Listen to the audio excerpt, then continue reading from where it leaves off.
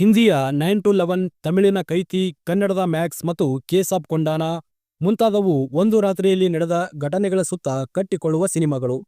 ಈ ಮಾದರಿಯ ಸಿನಿಮಾಗಳ ಯಶಸ್ಸು ಅವುಗಳ ಹುಟ್ಟಿಸುವ ಕುತೂಹಲ ಮತ್ತು ನೀಡುವ ತಿರುವುಗಳು ಪ್ರೇಕ್ಷಕರನ್ನ ಹಿಡಿದಿಟ್ಟುಕೊಳ್ಳುವ ಸಾಮರ್ಥ್ಯದ ಮೇಲೆ ಅವಲಂಬಿತವಾಗಿರುತ್ತವೆ.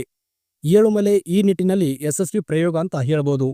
ಈ ಸಿನಿಮಾ ಪುನೀತ್ ರಂಗಸ್ವಾಮಿ ನಿರ್ದೇಶನದ ಸಾಮರ್ಥ್ಯವನ್ನ ಇಲ್ಲಿ ಪರಿಚಯಿಸಿದೆ. ಹರೀಶ್ ಒಬ್ಬ ಮೈಸೂರಿನ ಅನಾಥ ಹುಡುಗ. ಈತ ಟೂರಿಸ್ಟ್ ಗಾಡಿಯ ಡ್ರೈವರ್ ಆಗಿ ಕೆಲಸ ಮಾಡ್ತಿರ್ತಾನೆ.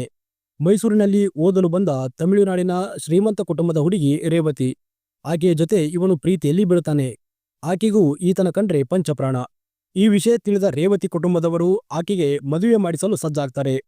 ಮದುವೆಯ ಹಿಂದಿನ ದಿನ ರಾತ್ರಿ ರೇವತಿ ಮನೆ ಬಿಟ್ಟು ಹರೀಶನೊಂದಿಗೆ ಓಡಿ ಹೋಗಲು ಮಲೆಮಹದೇಶ್ವರ ಬೆಟ್ಟಕ್ಕೆ ಬರ್ತಾಳೆ. ಆಕೆಯನ್ನ ಕರ್ಕೊಂಡು ಹೋಗಲು ಹರೀಶನು ಕೂಡ ಆ ಬೆಟ್ಟಕ್ಕೆ ಬರ್ತಾನೆ. ಇದೇ ವೇಳೆ ಚಾಮರಾಜನಗರದ ಕರ್ನಾಟಕ ಮತ್ತು ತಮಿಳುನಾಡು ಗಡಿಯಲ್ಲಿನ ಕಾಡಿನೊಳಗೆ ಅಲ್ಲಿರುವ ಪೊಲೀಸ್ ಠಾಣೆಯೊಳಗೆ ನಡೆಯುವಂಥ ಘಟನೆಗಳು ಹರೀಶನ ಜೀವನವನ್ನೇ ಇಲ್ಲಿ ಬದಲಾಯಿಸಿ ಬಿಡುತ್ತವೆ. ಕತೆ ಹೀಗೆ ಮುಂದುವರಿಯುತ್ತದೆ. 2 ಗಂಟೆ 13 ನಿಮಿಷದ ಈ ಸಿನಿಮಾದಲ್ಲಿ ಅನಗತ್ಯ ದೃಶ್ಯಗಳನ್ನ ಇಲ್ಲಿ ಸೇರಿಸಲಾಗಿಲ್ಲ. ಮೊದಲ ಸಿನಿಮಾದಲ್ಲೇ ಬಹಳ ಸೂಕ್ಷ್ಮವಾಗಿ ಚಿತ್ರಕಥೆಯನ್ನ ಬರೆದಿದ್ದಾರೆ ಪುನೀತ್ ಅವರು.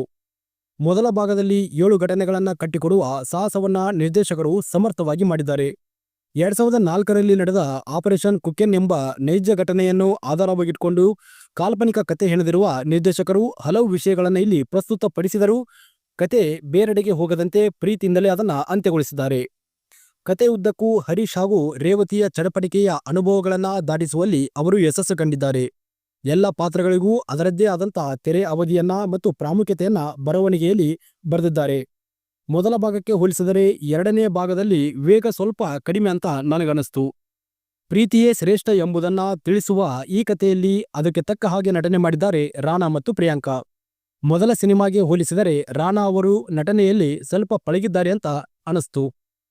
ಈ ಸಿನಿಮಾದಲ್ಲಿ ಅವರ ನಟನೆಯ ಗ್ರಾಫ್ ಏರುತ್ತಲೇ ಹೋಗುತ್ತದೆ. ಕಿಶೋರ್ ಜೊತೆಗಿನ ಅವರ ದೃಶ್ಯಗಳೇ ಇದಕ್ಕೆ ಸಾಕ್ಷಿ ಅಂತ ಹೇಳಬಹುದು. ಮುಗ್ಧ ಹುಡುಗಿಯಾಗಿ ಪ್ರಿಯಾಂಕಾ ಅವರು ಚೆನ್ನಾಗಿ ನಟನೆ ಮಾಡಿದ್ದಾರೆ.